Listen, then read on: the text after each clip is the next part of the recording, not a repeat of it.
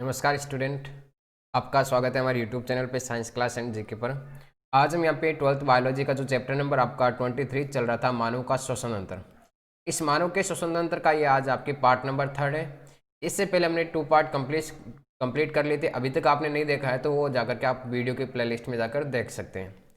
Biology की जो class का टाइमिंग है वो डेली का टाइमिंग रहेगा आपकी 5 बजे का, और 8 बजे आपके बायोलॉजी के यहाँ पे रिवीजन क्लास होती है, या फिर आप क्यूज की क्लास भी इसे मान सकते हो। ठीक है, तो अगर आप यहाँ पे 12th बायोलॉजी में स्टूडेंट है, आप 12th बायोलॉजी के, तो यहाँ पे 8 बजे वाली क्लास भी जरूर अटेंड करें। तो आज हम यहाँ पे पढ़ने वाले आपके मानव के श्वसन तंत्र का नेक्स्ट पार्ट, और वो पार्ट नंबर आपका 3rd नंबर पार्ट। देखो, इस पार्ट में हम पढ़ेंगे यहाँ पे श्वसन की क्रियाविधि के बारे में पढ़ेंगे। किसके बारे में पढ़ेंगे? श्वसन की क्रियाविधि के बारे में, कि श्वसन होता है वो किस प्रकार से होता है। तो ध्यान रखना कि जो श्वसन की जो क्रियाविधि है, वो श्वसन की क्रियाविधि आपके 2 चरणों में पूर्ण होती है। कितने चरणों में पूर्ण होती है? आपके 2 चरणों में पूर्ण होती है। ठीक है, कितने चरणों में पूर्ण होती है? आपके 2 चरणों में पूर्ण होती है। इन 2 चरणों को हम यहाँ पे समझने वाले। कौन कौन से चरण हैं? एक चरण होता है आपका निःश्वसन। एक कौन सा चरण होता है आपका? निःश्वसन। या फिर इस निःश्वसन को ध्यान रखना क्या कह सकते हैं हम यहाँ पे? अंतःश्वसन भी कह सकते हैं। क्या कह सकते हैं यहाँ पे? अंतःश्वसन भी कहा जाता है। या फिर इस अंतःश्वसन को इंग्लिश में कहा जाता है आपका इंस्पायरेशन। क्या कहा जाता है यहाँ पे? इंस्पायरेशन कहा जाता है। क्या कहा जाता है? आपके इंस्पायरेशन कहा जाता है। तो ये जो हम यहाँ पे, एक तो चरण हो जाएगा आपका निःश्वसन या अंतःश्वसन या इंस्पायरेशन। फिर सेकंड नंबर जो चरण होगा आपका इसमें, वो सेकंड चरण हो जाएगा आपका उच्च श्वसन। कौन सा हो जाएगा? आपका उच्च श्वसन। और उच्च श्वसन को हम यहाँ पे कहते हैं एक्सपायरेशन कहते हैं। क्या कहते हैं? आपके एक्सपायरेशन कहा जाता है। इसको एक्सपायरेशन कहा जाता है। तो ये आपके मुख्य रूप से 2 चरण है, इसके ध्यान रखना। एक तो निःश्वसन का हो जाएगा, और एक कौन सा हो जाएगा आपका यहाँ पे उच्च श्वसन का हो जाएगा। या हम इनको इंस्पायरेशन कह सकते हैं, या फिर आपके एक्सपायरेशन कह सकते हैं। तो हम यहाँ पे सबसे पहले पढ़ेंगे आपके निःश्वसन का वाला। कौन सा पढ़ेंगे? आपके निःश्वसन का। ठीक है, कि निःश्वसन क्या होता है इसके बारे में हम यहाँ पे समझने वाले। इंस्पायरेशन क्या होता है इसके बारे में यहाँ पे समझेंगे। सारी प्रोसेस एकदम अच्छे से समझेंगे। सबसे पहले अगर नॉर्मल बात करें कि जो O2 होती है, इस O2 का शरीर में लेना, ये क्या कहलाता है? आपका निःश्वसन। O2 का शरीर में प्रवेश करना, शरीर में प्रवेश करना, O2 का शरीर में प्रवेश करना क्या कहलाता है? आपका निःश्वसन कहलाता है। ठीक है, या फिर इसे इनहेलेशन भी कहा जाता है। अब देखो, निःश्वसन में क्या होता है कि ये निःश्वसन की जो प्रक्रिया है, ये एक प्रकार की सक्रिय प्रवस्था है। कैसी प्रवस्था? आपकी सक्रिय प्रवस्था है। ठीक है, निःश्वसन है ये, निःश्वसन कैसी प्रवस्था? आपकी सक्रिय प्रवस्था है। अब देखो, इसमें निःश्वसन सक्रिय प्रवस्था है, तो इसमें क्या होता है? तो इसमें ध्यान रखना कि जो डायफ्राम होता है, एक तो कौन सा डायफ्राम, जिसे हम क्या कह सकते हैं? तनुपट कह सकते हैं। ठीक है, एक आपका डायफ्राम, और इस डायफ्राम के अलावा ध्यान रखना डायफ्राम वे जो बाह्य अंतरापरशुक पेश होती है, बाह्य अंतरापरशुक पेशियां, इनमें क्या होता है? संकुचन होता है। ठीक है, इन पेशियों में क्या होता है? संकुचन होता है। अब यहाँ पे जो डायफ्राम है, वह डायफ्राम व अंतरापरशुक पेश होती है, उनमें क्या हो जाता है आपके संकुचन हो जाता है। क्या हो जाता है आपके संकुचन हो जाता है। ठीक है, इस केस में संकुचन होता है यहाँ पे कि जो डायफ्राम होता है, तो मतलब यहाँ पे जो आपके फेफड़े दिखाई दे रहे हैं, लंग्स, इनके नीचे क्या होता है, एक आपकी मांसपेशी पाई जाती है। ठीक है, वो आपकी क्या कहलाती है, तनुफट या डायफ्राम कहते हैं। इसके अलावा इनकी चारों ओर कुछ संरचनाएं पाई जाती है जिन्हें कहते हैं अंतरापरशुक पेश कहा जाता है। क्या कहा जाता है आपके अंतरापरशुक पेश, उनमें भी क्या हो जाता है आपकी संकुचन हो जाता है। जब तनुपट में जब डायफ्राम में संकुचन होता है तो यहाँ पे ध्यान रखना कि डायफ्राम में संकुचन होने पर ये डायफ्राम क्या हो जाता है, यहाँ पे चपटा हो जाता है। क्या हो जाता है आपके चपटा हो जाता है। जैसे चपटा होता है तो इस तनुपट में संकुचन के समय जो उदर होता है, वो उदर क्या होता है आपके चपटा होने से क्या होता है कि उदर होता है, वो उदर आपके नीचे की ओर आता है। कहाँ पे आता है आपके नीचे की ओर आता है। हर एक बात को यहाँ पे समझना, नीचे की ओर आता है। ठीक है, जैसे आपके उदर नीचे की ओर आता है तो नेक्स्ट बात आपको ध्यान में रखनी है कि वक्ष गुहा का आयतन। ठीक है, यहाँ पे कौन सी गुहा, आपके वक्ष गुहा, चेस्ट कैविटी का आयतन बढ़ जाता है। चेस्ट कैविटी का आयतन बढ़ जाता है। चेस्ट कैविटी का आयतन बढ़ जाता है। तो यहाँ पे ये प्रोसेस ध्यान में रखना कि डायफ्राम में जब संकोचन होता है तो आपकी ये चपटा हो जाता है, और चपटा होने से उदर गुहा नीचे की ओर आ जाती है, मतलब उदर गुहा नीचे की ओर आ जाता है, और वक्ष गुहा का आयतन क्या हो जाता है आपके बढ़ जाता है। और वक्ष गुहा का आयतन बढ़ने से क्या होता है यहाँ पे कि जो पसलियाँ होती है वो पसली आपके बाहर की ओर और ऊपर की ओर खींच जाती है। पसलियाँ होती है वो पसली आपके बाहर और ऊपर की ओर खींच जाती है। बाहर व ऊपर की ओर, बाहर व ऊपर की ओर खींच जाती है। बाहर व ऊपर की ओर खींच जाती है।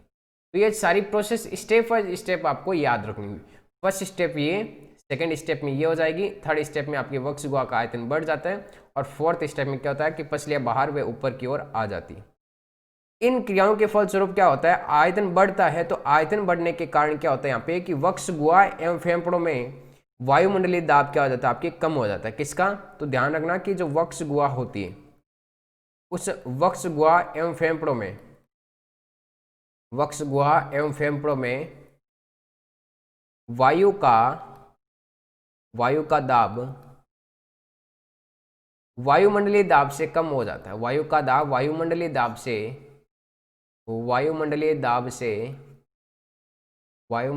से कम हो जाता है। ठीक है, कि वायु का जो वायु दाब होता है वो वायुमंडलीय दाब से कम हो जाता है। कहाँ पे कम होता है, वक्ष गुहा एवं फेफड़ों में कम होता है। कहाँ पे कम होता है, आपके वक्ष गुहा एवं फेफड़ों में कम होता है। तो इस सारी प्रोसेस को आपको ध्यान में रखना है। जैसे ही यहाँ पे आपके वायुमंडलीय दाब कम हो जाता है, मतलब वक्ष गुहा व फेफड़ों में आपका वायु दाब होता है वो वायुमंडलीय दाब से जब कम होता है तो आपके जो श्वास होती है कि वायु में इस अंतर के कारण क्या होती है, वायु श्वसन मार्ग में प्रवेश करती है। वायु श्वसन मार्ग में प्रवेश करती है। श्वसन मार्ग में प्रवेश करती है। ठीक है, कि जो वायु होती है वो वायु आपके श्वसन मार्ग में प्रवेश करती है। तो फर्स्ट नंबर स्टेप, ये सारी स्टेप यहाँ पे निःश्वसन की होगी। देखो यहाँ पे ऑक्सीजन का प्रवेश करना क्या कहलाता है आपका निःश्वसन। ये एक प्रकार की क्या यहाँ पे सक्रिय प्रवस्था। डायफ्राम व बाह्य अंतरापरशुक पेशियों में क्या होता है आपका संकोचन होता है, जिससे डायफ्राम क्या हो जाता है यहाँ पे चपटा हो जाता है, और डायफ्राम चपटा होने से आपके उदर गुहा में नीचे की ओर आ जाता है, और जिससे वक्ष गुहा का आयतन क्या हो जाता है, बढ़ जाता है। जब वक्ष गुहा का आयतन बढ़ता है तो पसलियाँ बाहर की ओर व ऊपर की ओर खींच जाती है, और इससे वक्ष गुहा एवं फेफड़ों में क्या होता है कि वायु का वायुमंडलीय दाब कम हो जाता है। किसमें होता है वायुमंडलीय दाब, आपके वक्ष गुहा एवं फेफड़ों में कि जो वायु का वायुमंडलीय दाब है वो क्या हो जाता है, कम हो जाता है। दाब में इस अंतर के कारण क्या होता है कि वायु होती है वो आपके श्वसन मार्ग में प्रवेश करती है। वायु होती है वो श्वसन मार्ग में प्रवेश करती है। अब श्वसन मार्ग में किस प्रकार से प्रवेश करेगी, उसका पथ कौन कौन सा है, तो सबसे पहला पथ देखना बेटा यहाँ पे कि नासा द्वार। एक बार सारे यहाँ पे समझ में आ रहा है तो आप सारे कमेंट कर दो फटाफट। यहाँ पे जो भी लाइव देख रहे हैं यहाँ पे एक बार सारे कमेंट कर दो, आपको समझ में आ रहा है तो यहाँ पे। ठीक है, क्योंकि देखो स्टेप बाय स्टेप आपको हर एक पॉइंट याद रखना होगा, कोई रटने की यहाँ पे आवश्यकता नहीं है आपको। अब देखो वायु प्रवेश करेगी तो सबसे पहले आपकी जो ऑक्सीजन होगी वो ऑक्सीजन जाएगी आपका नासा द्वार में। नासा द्वार से जाएगी आपका नासा गुहा में, नेजल कैविटी में, नासा गुहा में। ये बहुत आसान प्रोसेस है। फिर नासा गुहा से जो आपकी वायु जाएगी वो जाएगी आपके नासा छिद्रों में, या फिर हम डायरेक्ट यहाँ पे ग्रसनी ले सकते हैं। ठीक है, ग्रसनी से आगे जो वायु जाएगी वो जाएगी आपके गांठी में, गांठी वाले भाग में। फिर गांठी से जाएगी आपकी नेक्स्ट आपकी श्वास नली में। किसमें जाएगी, यहाँ पे श्वास नली में। और श्वास नली से नेक्स्ट आपके जाएगी यहाँ पे श्वसनियों में। किसमें जाएगी, आपके श्वसनी में। और श्वसनी से जो नेक्स्ट वायु जाएगी, मतलब ऑक्सीजन धीरे धीरे आगे बढ़ रही है, वो जाएगी आपके श्वसनिकाओं में। इसमें जाएगी आपके श्वसनिकाओं में जाएगी। और श्वसनिकाओं से आगे ध्यान रखना कि जो वायु है वो वायु आपके वायु कुप्पिकाओं में जाएगी। किसमें जाएगी, आपके वायु कुप्पिकाओं में प्रवेश करेगी। और वायु कुप्पिकाओं में प्रवेश करेगी तो इस प्रकार से ऑक्सीजन का आपके स्थानांतरण शरीर के अंदर होता रहता है। मतलब क्या यहाँ पे कि जो स्टार्टिंग वाला जो भाग देख रहे हो, इसके पीछे जो डायग्राम आपको दिखाई दे रहा है, ये भाग तो कौन सा आपके यहाँ पे ये भाग हो जाएगा श्वास नली। श्वास नली आगे चलकर देखो आपके दो भागों में बंट जाते हैं, जिसे हम कहते हैं यहाँ पे श्वसनी। ये आपके श्वसनी, श्वसनी आगे चलकर अनेक शाखाओं में यहाँ पे बंट जाती है और अलग अलग शाखाओं में इन्हें कहते हैं श्वसनिकाएं, और इनके सिरे अंतिम फूले होते हैं जिन्हें वायु कुप्पिकाएं कहते हैं। तो वायु जाती है आपके नासाद्वार, नासाद्वार से आपके नासागुआ, नासागुआ से ग्रसनी, ग्रसनी से गांठी में, फिर आपकी श्वास नली, फिर आपकी श्वसनी, और श्वसनी से श्वसनिकाओं में, और फिर आपकी वायु कुप्पिकाओं में प्रवेश करती है। इस प्रकार से ऑक्सीजन का क्या होता है, यहाँ पे परिवहन होता है। और जब ऑक्सीजन का ये परिवहन होता है इस प्रकार से, तो ये क्या कहलाता है, आपका सारी प्रोसेस यहाँ पे क्या कहलाती है, निःश्वसन। तो सबको एक बार निःश्वसन की यहाँ पे प्रोसेस समझ में आ गई तो सारे एक बार कमेंट कर दो, सारे एक बार यहाँ पे कमेंट कर दो। अब देखो डायग्राम की बात होती है, तो डायग्राम देखो यहाँ पे बहुत आसान है। इस प्रकार का आप नॉर्मली यहाँ पे डायग्राम बना सकते हो। ये फेफड़े का डायग्राम हो जाएगा, इसके बाहर की ओर अंतरापर्शुक पेश हो जाएगी आपकी, इसके बाहर की ओर यहाँ पे क्या हो जाएगी, अंतरापर्शुक पेश हो जाएगी। ठीक है, तो वायु जैसे आपके अंदर प्रवेश करती है, यहाँ पे ध्यान रखना कि वायु होती है वो आपके अंदर प्रवेश करती है। प्रवेश करिए ना, ये वायु, ये मैं एरो बना रहा हूँ, मतलब वायु क्या हो रही है, अंदर प्रवेश करिए। इसका मतलब डायफ्राम होता है वो आपके नीचे की ओर हो जाता है, मतलब डायफ्राम चपटा हो जाती है यहाँ पे, ये डायफ्राम नीचे की ओर हो जाएगा। तो ये आपके यहाँ पे जो डायग्राम है, इस समय क्या होगा, आपके वक्ष गुहा का आयतन आपके बढ़ जाएगा, पसलियाँ बाहर की ओर और ऊपर की ओर खींच जाती है। वक्ष गुहा एवं फेफड़ों में क्या होता है, आपके वायु दाब वायुमंडलीय दाब से कम हो जाता है, जिसके कारण आपके ऑक्सीजन क्या करती है, अंदर प्रवेश करने लगती है। तो ये यहाँ पे कंप्लीट निःश्वसन मैंने आपको एकदम अच्छे से रूप से समझा दिया। फिर हम यहाँ पे निःश्वसन के बाद में हम नेक्स्ट पढ़ते हैं आपके उच्च श्वसन के बारे में। इसके बारे में पढ़ते हैं आपके उच्च श्वसन के बारे में कि उच्च श्वसन क्या होता है। नेक्स्ट आपके उच्च श्वसन के बारे में, या फिर इसे हम क्या कहते हैं, एक्सपायरेशन भी कह सकते हैं। क्या कह सकते हैं यहाँ पे, एक्सपायरेशन भी कह सकते हैं, एक्सपायरेशन भी कह सकते हैं। देखो मैं इस प्रोसेस को सारा का सारा आपको अभी हमने जो ये यहाँ पे पढ़ा था, ये निःश्वसन का, बस निःश्वसन वाले को आप याद रखो, बस इसका उल्टा कर दो सारी प्रोसेस, और कुछ नहीं है, सारी प्रोसेस उल्टा कर दो। इस CO2 का बाहर निकलना उच्च श्वसन कहलाता है। ये एक प्रकार की निष्क्रिय प्रवस्था है। इसमें डायफ्राम में अंतरापर्शुक पेश शिथिलीन अवस्था में आती है, जिसे उदर गुहा में आपके वापस ऊपर की ओर जाती है। वक्ष गुहा का आयतन यहाँ पे कम हो जाता है, पसलियाँ यहाँ पे अंदर की ओर और नीचे की ओर यहाँ पे खींच जाती है। और वक्ष गुहा एवं फेफड़ों में वायु का वायुमंडलीय दाब क्या हो जाता है, यहाँ पे ज़्यादा हो जाता है, और दाब के इस अंतर के कारण CO2 गैस क्या होती है, आपके बाहर निकलती है। ये सारी प्रोसेस आपके उच्च श्वसन और निःश्वसन की दोनों के साथ में, बस इसका उल्टा करना है निःश्वसन की। ठीक है, बात समझ में आ गई तो यहाँ पे एक बार कमेंट कर दो सारे। देखो मैं वापस बता रहा हूँ, CO2 का बाहर निकलना, ठीक है, यहाँ पर तो ऑक्सीजन प्रवेश कर रही थी निःश्वसन में, लेकिन उच्च श्वसन में क्या हो जाएगा, एक्सपायरेशन में CO2 बाहर निकलेगी। ये एक प्रकार की निष्क्रिय प्रवस्था है। मैं यहाँ पे उच्च श्वसन के बारे में बता रहा हूँ, मतलब इसका उल्टा ही करना है। अगर उच्च श्वसन में हमें यहाँ पे लिखना है तो डायफ्राम में बाह्य अंतरापर्शुक पेश में क्या होता है, शिथिलन होता है, लेकिन निःश्वसन में तो क्या होता था, संकुचन होता था, अभी हमने पढ़ा। लेकिन अगर उच्च श्वसन के बारे में यहाँ पे लिखना हो आपको, तो हम क्या लिखेंगे यहाँ पे कि इसमें क्या होता है, आपके शिथिलन होता है, जिसे उदर की ओर यहाँ पे ऊपर की ओर आ जाता है, और वक्ष गुहा का आयतन क्या हो जाता है, कम हो जाता है। किस में होगा कम, आपके उच्च श्वसन में ये आपके कम हो जाता है, उच्च श्वसन में ये क्या हो जाता है, यहाँ पे कम हो जाता है। फिर ध्यान रखना कि जो पसलियाँ होती है वो पसलियाँ क्या होती है, आपके बाहर की ओर वे ऊपर की ओर खींच जाती है, लेकिन उच्च श्वसन में क्या होगा, पसलियाँ आपके अंदर की ओर और नीचे की ओर खींच जाती है। ठीक है, फिर क्या होता है, यहाँ पे वक्ष गुहा फेफड़ों में वायु का वायुमंडलीय दाब यहाँ पे कम हो जाता है, किसमें, निःश्वसन, लेकिन आपके उच्च श्वसन में क्या हो जाता है, यहाँ पे ज्यादा हो जाएगा, जिसके कारण CO2 गैस क्या होगी, आपके बाहर निकलेगी। CO2 गैस क्या होगी, बाहर निकलेगी। अब CO2 गैस कैसे बाहर आएगी, उसका पथ कैसे होगा, यहाँ पे वो भी बता दो सर, वो भी बता देते बिल्कुल यहाँ पे आपको, कि वायु कुप्पिकाओं से जो CO2 होगी वो आपके श्वसनिकाओं में, श्वसनिकाओं से श्वसनी में, श्वसनी से श्वास नली में, श्वास नली से आपके गांठी में, गांठी से ग्रसनी में, और ग्रसनी से नासागुहा में, नासागुहा से नासाद्वार में, और इस प्रकार CO2 गैस क्या हो जाती है, आपके बाहर निकल जाती है। आगे सारी प्रोसेस, मतलब निःश्वसन के साथ में मैंने आपको यहाँ पे उच्च श्वसन के बारे में भी कंप्लीट बता दिया एकदम अच्छे प्रकार से। तो बस आप एक याद कर लो निःश्वसन वाला, और इसी के साथ में इसका उल्टा कर देना हर एक जगह, और वो हो जाएगा आपका उच्च श्वसन का। ये हुई आपकी यहाँ पे श्वसन की क्रियाविधि, और श्वसन की क्रियाविधि के दो प्रकार थे, निःश्वसन और उच्च श्वसन, ये हमने कंप्लीट कर लिए थे। अब हम यहाँ पे करने वाले हैं कि श्वसन से संबंधित कुछ आपके आयतन दिए हुए, उन आयतनों की बात कर लेते हैं। शोषण संबंधित आयतन, शोषण संबंधी आयतन, इन आयतन की बात कर लेते हैं। बहुत इंपॉर्टेंट है ये आयतन, कभी कभी एग्जाम में पूछ भी लिया करते हैं कि शोषण से संबंधित आयतनों में सबसे पहले आपका ज्वारीय आयतन क्या हो जाएगी यहाँ पे, ज्वारीय आयतन। कौन सा आयतन हो जाएगी यहाँ पे, ज्वारीय आयतन। देखो ज्वारीय आयतन का मतलब क्या होता है, मतलब आपके हो जाएगा टिड्डल, ज्वारीय आयतन का मतलब हो जाएगा आपका टिड्डल वॉल्यूम। ठीक है, ज्वारीय आयतन का मतलब क्या हो जाएगा यहाँ पे, टिड्डल वॉल्यूम। इसके बारे में हम यहाँ पे समझने वाले हैं। ठीक है, ज्वारीय आयतन।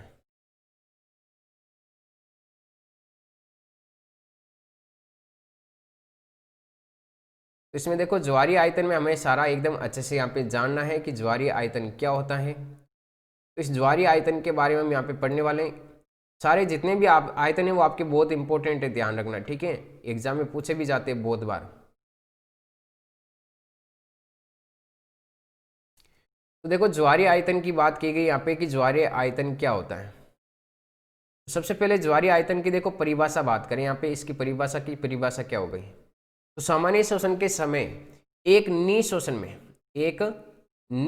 देखो मैं जो बात लिख रहा हूँ उस बात को यहाँ पे थोड़ा आप गौर करना। ठीक है, गौर करना, यहाँ पे देखो फोकस करना इस बात पे कि एक निशोषण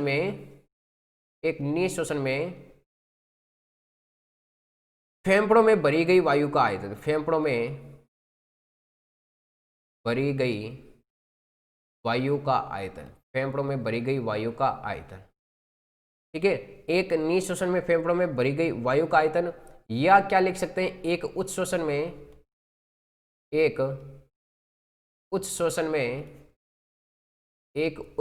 में निकाली जाने वाली वायु का आयतन, निकाली जाने वाली वायु का आयतन, निकाले जाने वाली वायु का आयतन, ये आपके क्या कहलाते हैं यहाँ पे ध्यान रखना, ज्वारीय आयतन। या तो आप ऊपर वाली लिख सकते हो या दोनों ही लिख सकते हो। एक निशोषण में फेफड़ों में भरी गई वायु का आयतन या एक उच्च शोषण में निकाली जाने वाली वायु का आयतन क्या कहलाता है, आपका ज्वारीय आयतन।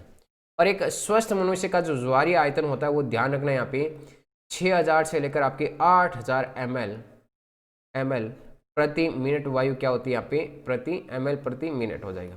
ये आपके वायु क्या होती है यहाँ पे, ज्वारीय आयतन होता है। ठीक है, अब उच्च शोषण में यहाँ पे वायु तो अंदर लेते, निशोषण बाहर निकालते, तो जो हमने अंदर लिए या फिर बाहर निकाली है वायु, उसी का आयतन क्या कहलाता है, आपका ज्वारीय आयतन कहलाता है। क्या कहलाता है, ज्वारीय आयतन कहलाता है। फिर सेकेंड नंबर जो आयतन होता है, देखो यहाँ पे इसे कहते हैं टिड्डल वॉल्यूम, और शॉर्ट में इसे क्या लिखेंगे यहाँ पे, टीवी। क्या लिखेंगे, टीवी। ठीक है, फिर देखो यहाँ पे नेक्स्ट जो आयतन है वो आपका निशोषित आरक्षित आयतन, निशोषण आरक्षित आयतन। कौन सा आयतन हो जाएगा आपका, निशोषण आरक्षित आयतन। अब ये निशोषण आरक्षित आयतन का मतलब क्या है यहाँ पे, इसे कहते हैं आपके inspiratory reserve volume, inspiratory reserve volume. तो यहाँ पे इंस्पायरेटरी मतलब निशोषण को इंस्पायरेटरी कहते हैं, इसका आई, और आरक्षित को कहते हैं यहाँ पे रिजर्व, और रिजर्व क्या हो जाएगा यहाँ पे आर, और आयतन को कहते हैं वी। तो IRV इसका क्या हो जाएगा शॉर्ट में। तो देखो निशोषण में क्या होता है यहाँ पे, नॉर्मली हम क्या करते हैं, वायु जो ली है, नॉर्मल वायु मतलब वायु की वायु आयतन की वह अतिरिक्त मात्रा, वायु आयतन की वह अतिरिक्त मात्रा जो एक व्यक्ति बलपूर्वक निशोषित करता है, बलपूर्वक निशोषित करता है, क्या करता है, बलपूर्वक निशोषित करता है, वो क्या कहलाता है, आपका निशोषित आरक्षित आयतन। मतलब क्या होता है यहाँ पे, अतिरिक्त मात्रा हमने वायु की कितनी ली है अंदर बलपूर्वक, वो क्या कहलाता है, आपका निशोषित आरक्षित आयतन। लेकिन ज्वारीय आयतन में क्या होता है, सामान्यतः ली गई, और निशोषित में क्या होता है, बलपूर्वक कितनी वायु अंदर ली है आपने। क्या आपने कभी देखा होगा, दो लोगों के पास में आपके साथ में कंपटीशन होता है तो किस प्रकार से हम बलपूर्वक श्वास अंदर लेते हैं, वो क्या कहलाता है, आपका IRV कहलाता है, निशोषित आरक्षित आयतन, या फिर इंस्पायरेटरी रिजर्व वॉल्यूम कहलाता है। और इसका जो यहाँ पे औसत यहाँ पे मान होता है वो आपके 2500 ml से आपके 3000 ml होता है। ठीक है, 2500 ml से 3000 ml होता है, ये ध्यान में रखना। इसी प्रकार देखो आपके हो जाएगा नेक्स्ट आपका उच्च शोषण आरक्षित आयतन, उच्च शोषण आरक्षित आयतन। देखो बहुत सरल, ये भी उच्च शोषण आरक्षित आयतन क्या हो जाएगा, उच्च शोषण आरक्षित आयतन। मतलब वायु की वह अतिरिक्त मात्रा जो बलपूर्वक हमने कितनी बाहर निकाली, उच्च शोषण में क्या होते हैं बाहर ही निकालते, तो बाहर निकालने वाली वायु का आयतन क्या हो जाएगा यहाँ पे उच्च शोषित आरक्षित आयतन, और निःशोषण क्या करते हैं अंदर लेते हैं, तो बलपूर्वक कितनी अंदर लिए वो आपकी निःशोषित आरक्षित आयतन, और बलपूर्वक कितनी बाहर निकाली वो आपके उच्च शोषित आरक्षित आयतन हो जाएगा। आई बात समझ यहाँ पे? अगर एक बार सारी कमेंट कर दो यहाँ पे समझ में आ रहा है तो। और इसका जो मान होगा यहाँ पे वो हो जाएगा आपका 100 ml से लेकर यहाँ पे 1100 ml हो जाएगा। कितना हो जाएगा यहाँ पे 100 ml, सॉरी 1000 ml से लेकर कितना हो जाएगा आपके 1100 ml हो जाएगा। नेक्स्ट है यहाँ पे अवशिष्ट आयतन। क्या है नेक्स्ट यहाँ पे? अवशिष्ट आयतन। कौन सा आयतन हो जाएगा आपका? अवशिष्ट आयतन, ठीक है। और अवशिष्ट आयतन को कहते हैं शॉर्ट में आरवी, और इसका यहाँ पे उच्च शोषित आरक्षित आयतन का हो जाएगा ERV हो जाएगा। अब देखो वायु का वह शेष बचा हुआ भाग जो बलपूर्वक उच्चशोषित करने के बाद में, देखो उच्च शोषण में क्या होता है बलपूर्वक बाहर निकाल दी हमने वायु, CO2 बाहर निकाल दी, लेकिन इसके अतिरिक्त भी हमारे फेफड़ों में जो शेष बची वायु है उस शेष बची वायु का आयतन, बलपूर्वक बाहर निकालने के बाद में शेष बची वायु का आयतन, शेष बची वायु का आयतन क्या कहलाता है यहाँ पे? आपका अवशिष्ट आयतन कहलाता है। क्या कहलाता है? आपका अवशिष्ट आयतन कहलाता है। इस अवशिष्ट आयतन को आपको याद रखना होगा, ठीक है, कि शेष बची अवशिष्ट वायु है उस अवशिष्ट वायु का आयतन कि बलपूर्वक बाहर निकाल दी, बाहर निकालने के बाद में जो शेष बची वायु उसका आयतन क्या कहलाता है? आपका अवशिष्ट आयतन। तो शोषण संबंधित 3 प्रकार के आयतन है, इनको ध्यान रखना। एक तो ज्वारीय आयतन, ज्वारीय में दोनों की परिभाषा लिखनी आपकी निःशोषण और आपके उच्च शोषण। निःशोषण आरक्षित आयतन मतलब बलपूर्वक कितनी वायु अंदर ली है, और उच्च शोषण का मतलब बलपूर्वक कितनी वायु बाहर निकाली, और अवशिष्ट आयतन मतलब उच्च शोषण आरक्षित आयतन के बाद में भी शेष बची जो वायु है हमारे फेफड़ों में उसका आयतन क्या कहलाता है? आपका अवशिष्ट आयतन कहलाता है। एक बार इतनी बात आपको समझ में आ गई तो यहाँ पे कमेंट करके बता दीजिए। इस प्रकार से आपका जो चैप्टर है यहाँ पे ये चैप्टर कंप्लीट होता है। देखो शोषण से संबंधित जो भी आपके यहाँ पे संबंधित रोग है वो रोग आपसे नहीं पूछे जाएंगे, ठीक है। शोषण से संबंधित जो रोग है वो आपको नहीं पूछे जाएंगे क्योंकि आपके सिलेबस से ये टॉपिक हटा दिया है। जितना मैंने यहाँ पे पोर्शन आपको करवाया है फर्स्ट पार्ट में, सेकेंड पार्ट में, थर्ड पार्ट में, ये आप एकदम अच्छे से क्लियर कर लीजिए। यहाँ से आपके जो भी क्वेश्चन होंगे वो आपके क्वेश्चन कंप्लीट हो जाएंगे। और इसके अलावा जो आपकी जो 8 बजे वाली क्लास होती है वो 8 बजे वाली क्लास को आप जरूर ज्वाइन कीजिए, ठीक है। 8 बजे डेली आपके नाइट में PM को यहाँ पे क्लास होती है, वो क्लास जरूर ज्वाइन कीजिए, बहुत इंपॉर्टेंट आपकी कारगर साबित होगी। तो बाकी क्लास से हम वो कल करते हैं कंटिन्यू, और कल हम जो चैप्टर करेंगे वो करेंगे आपका 24 नंबर करेंगे, ठीक है स्टूडेंट।